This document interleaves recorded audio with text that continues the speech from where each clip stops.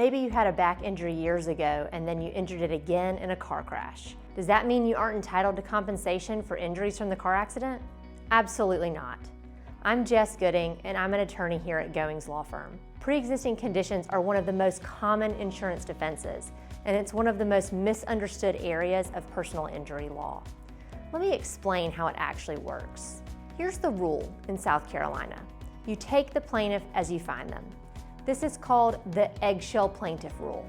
If a car accident aggravates or worsens a prior injury or issue, called a pre-existing condition, the at-fault driver is responsible for that aggravation, meaning they are responsible for the extent that they made it worse.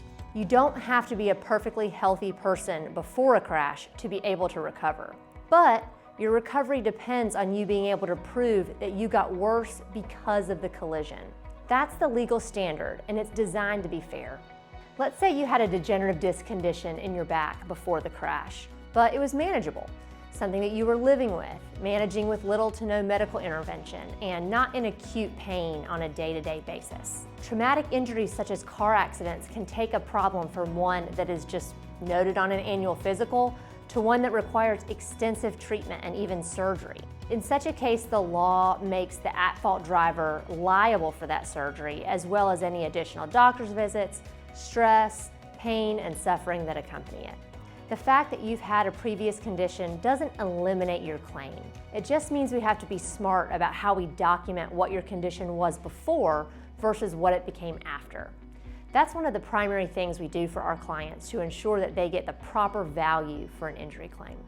Insurance companies tend to fight against injury aggravation claims and fight hard. They'll request prior medical records going back years. They'll hire doctors to argue that your symptoms would have developed anyway, even without an accident. And they'll try to conflate pre-existing with not caused by the accident.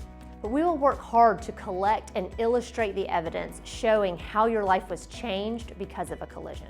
In fact, I handled a motorcycle case just recently where the client had a prior knee injury and it had healed months before the crash. It was completely healed, and on the morning of the crash, my client was totally asymptomatic. The accident re-injured the same knee, and the insurance company refused to consider any medical bills related to that knee treatment. It was true that my client was more susceptible to a knee injury than the average 30-year-old because of his prior injury. But that doesn't get the negligent driver off the hook.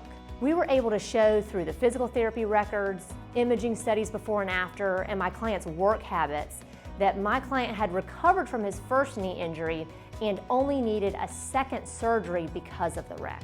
When you know how to get the right proof, you can really take the wind out of the insurance company's sails on this type of argument. If you had a prior condition in a car crash or other accident that made it worse, we can talk through how to document that, what medical records matter, and how to build your case. Give us a call or text us anytime at 803-350-9230. We would love to talk to you about how we can help.